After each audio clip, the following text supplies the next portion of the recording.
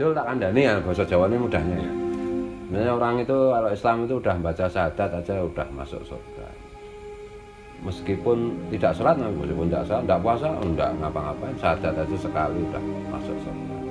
Abdullah bin Umar nanya, kalau begitu saya sampaikan, ya nggak usah kan, banyak teman kita yang hobinya sholat, dan sholat itu kan kemewahan, kehebatan, ya jangan. Apalagi disampaikan tidak sholat, tidak apa-apa.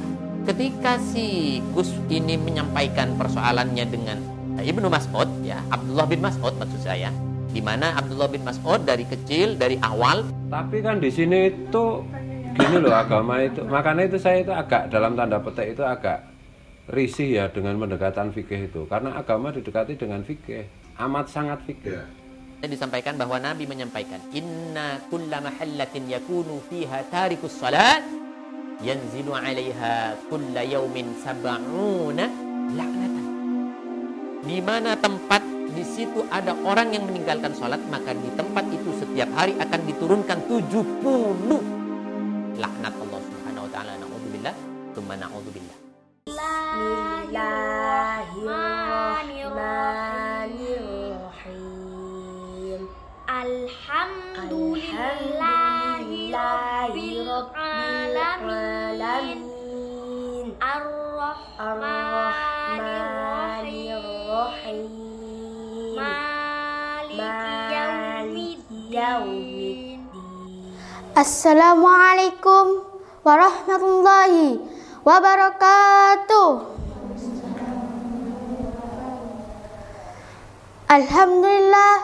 Alhamdulillahirabbil alamin wa bihi nasta'in ala umuri dunya waddin. Pondok Pesantren Syariah Al-Jalil, program tahfidz hadis Al-Quran, penanaman akidah yang kuat dalam rangka kaderisasi pemimpin muslim yang siap terjun di tengah masyarakat, membentengi akidah mereka, serta membela agama dan syariat, menjaga sunnah nabawiyah.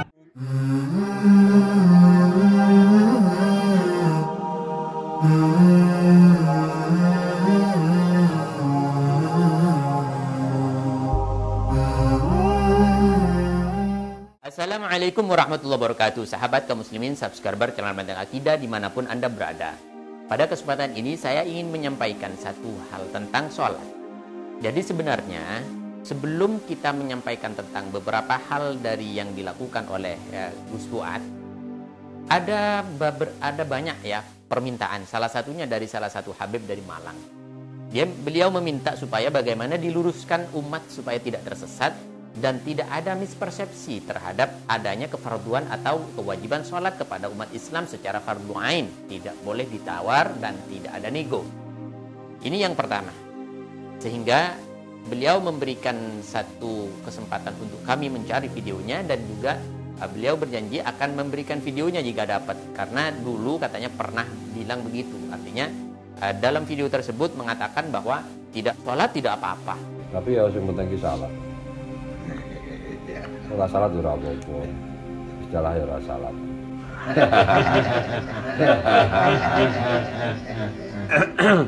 Nek sholawat Nabi itu perlu, ya, karena Gusti Allah ya bersolawat Nabi ya. Jadi intinya tetap masuk surga. Meskipun di kelasnya surga yang keberapa, ada yang tidak pakai AC dan lain sebagainya lah, dengan nada candaan atau apapun. Itu tak kandani ya, bahasa Jawa ini mudahnya ya. Sebenarnya orang itu kalau Islam itu udah baca syahadat aja udah masuk surga. Meskipun tidak sholat, meskipun tidak sholat, tidak puasa, enggak ngapa-ngapain, syahadat aja sekali udah masuk surga. Abdullah bin Umar nanya, kalau begitu saya sampaikan, ya nggak usah kan, banyak teman kita yang hobinya sholat, dan sholat itu kan kemewahan, kehebatan, ya jangan. Jadi pada kesempatan ini untuk menghapus atau untuk menentang adanya syubhat yang telah disebarkan, dan ini bisa menyesatkan kepada umat, maka saya akan langsung kepada apa yang dipersoalkan dalam hal ini, yaitu tentang sholat. Sholat itu secara mutlak, secara umum, ijma, dan semuanya mutafak atau ittifaq.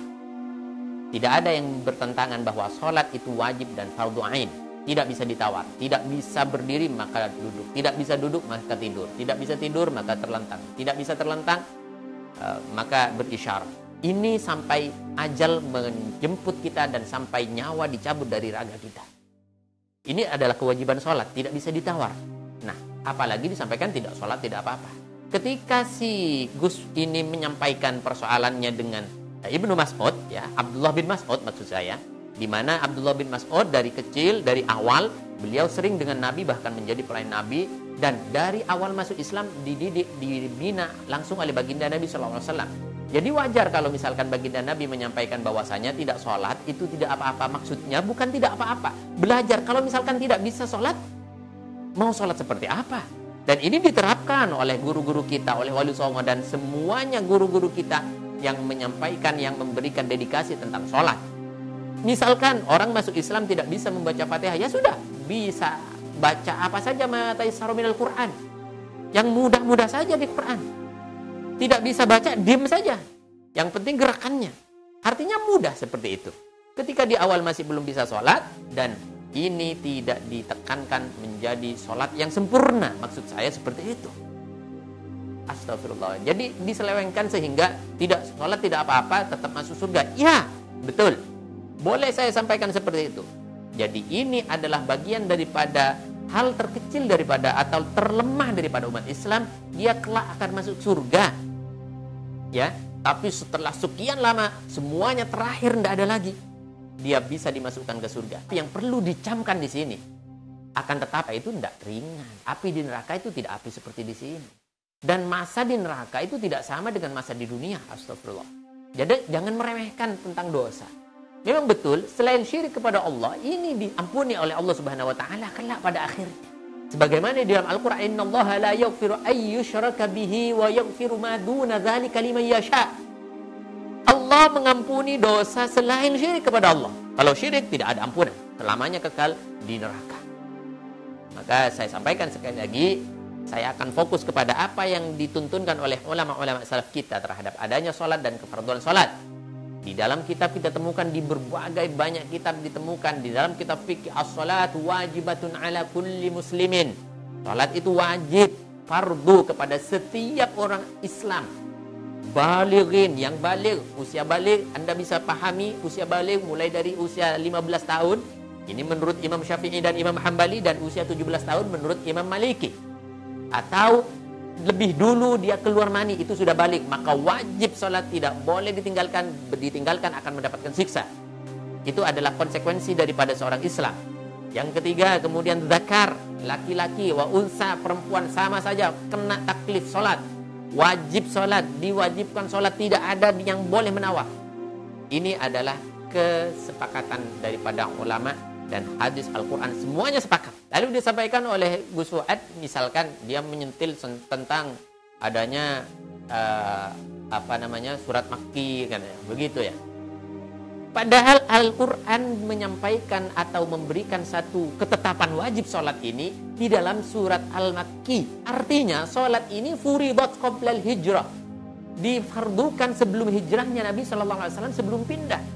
Tahun ke-13 dari kenabian setelah beliau diangkat menjadi nabi. Salat ini sudah diwajibkan dan diturunkan pada masa-masa Isra Mi'raj. Setelah ini kita akan datang Isra Mi'raj. Kita bisa mensyukuri ini semuanya, artinya salat nikmat yang terbesar kepada kita umat manusia.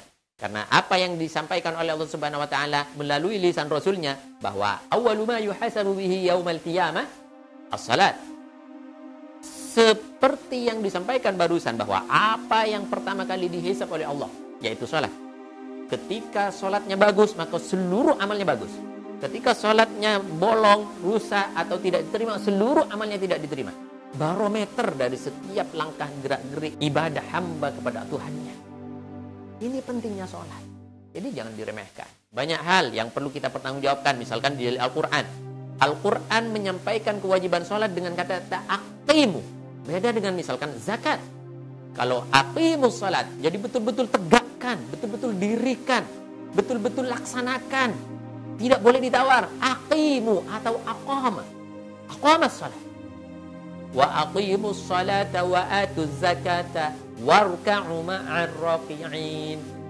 Laksanakan. Kalau misalkan zakat pakai atu, laksanakan. Sampaikan. Tapi aqimu, betul-betul kuatkan. Itu namanya pelaksanaan sholat. Ini Al-Quran. Di dalam ayat yang lain disampaikan juga di setiap fenomena kehidupan, persoalan kehidupan manusia. Wasta'inu bis sabri was salat wa innaha lakabiratun illa 'alal khashi'in. laksanakan apapun yang kamu dapat dalam persoalan dunia ini. Mintalah kepada Allah dengan cara salat, dengan cara sabar, dengan cara bagaimana mendekatkan diri kepada Allah dengan salat. Ini penting yang perlu kita pahami, saudara kaum muslimin dimanapun Anda berada. Kemudian saya akan sampaikan di sini juga, ketika ada orang yang meremehkan salat, menyampaikan mau salat tidak apa-apa, salat tidak apa-apa, itu pun nanti masuk surga, kemungkinan seperti itu yang disampaikan, maka saya katakan orang tersebut telah secara pelan-pelan, secara langsung atau tidak langsung sudah menghancurkan agama dan merobohkan tiang-tiang agama. Bagaimana sabda Nabi SAW, as-salatu imaduddin, bahwa salat ini adalah tiang agama. Faman aqamaha faqad aqamad-din. Siapa yang melaksanakan salat, menjaga salat, mendakwahkan salat dengan baik, tidak meremehkan, tidak membuat orang akhirnya ragu dengan salatnya. Siapa yang melakukan itu, dia telah melaksanakan agama, telah memperkuat tiang agama. Wa man tarakaha faqad hadamad-din. Siapa yang meninggalkan salat, mendakwahkan orang supaya tidak serius di dalam salatnya, dia telah merobohkan agama, sebagaimana hadis ini diriwayatkan oleh Imam Baihaqi. Masya Allah. Baik, saudara kaum muslimin dimanapun Anda berada, saya akan mengakhiri dengan apa yang disampaikan oleh Syekh Abdul Karim dalam kitabnya Faidur Rahman fi Ma'ani Qaulihi Tabaraka wa Ta'ala wa Qaulihi sallallahu alaihi wasallam. Di sana disampaikan bahwa Nabi menyampaikan, inna kulla mahallatin yakunu fiha tarikus salat yanzilu 'alaiha kulla yaumin sab'una la'natan. Di mana tempat di situ ada orang yang meninggalkan salat, maka di tempat itu setiap hari akan diturunkan 70 laknat Allah Subhanahu wa taala. Na'udzubillah, tsumma na'udzubillah. Ini penting untuk kita tekankan. Kalau misalkan orang-orang liberal, oh agama kok ngancam-ngancam. Perhatikan, di dalam agama itu tidak hanya ada targhib, tapi ada tarhib. Bagaimana memotivasi diri supaya betul-betul kuat di dalam persoalan agama, di dalam ibadah. Tapi juga ada ancaman ketika kita lalai terhadap ibadahnya. Suatu saat nanti akan saya kupas lagi apa yang disampaikan oleh Gus Fuad, di antaranya soal Al-Ma'un. Dan berikut dengan tafsirnya, yang mana ini juga diselewengkan secara pemahaman. Artinya apa? Ini perlu diluruskan karena ini berkenaan juga dengan salat. Dan untuk sementara saya pikir ini adalah hujah yang sudah jelas dan cukup. Saya pikir insya Allah. Maka saya sampaikan sekali lagi, perhatikan, jaga salat, aqimus salat, aqimus salat, aqimus salat. Karena bagaimanapun ini adalah kewajiban kepada kita semuanya. Anak kita usia 10 tahun wajib diajarkan salat, wajib diajar salat. Kalau misalkan tidak melaksanakan salat, maka wajib pukul. Anak kita usia 10 tahun tidak salat, wajib pukul, dengan catatan pukulan yang tidak membahayakan, untuk mengajarkan atau untuk mentarbiyah kepada anak kita. Ini ajaran agama dan ini ajaran syariah dan ini adalah jalan Rasulullah SAW. Tinggal Anda mau ikut siapa, itu adalah pilihan Anda. Tapi ingat, qu anfusakum wa ahlikum nara, jaga betul hati-hati keluargamu, diri kalian semuanya dari siksa api neraka dan siksa Allah Subhanahu wa taala yang sangat pedih. Wallahu subhanahu wa ta'ala a'lamu. Assalamualaikum warahmatullahi wabarakatuh. Assalamualaikum warahmatullahi wabarakatuh. Waalaikumsalam. Ini kita sedang meninjau lokasi, di mana lokasi ini akan dibuat satu tempat unit pendidikan untuk tahfidz hadis.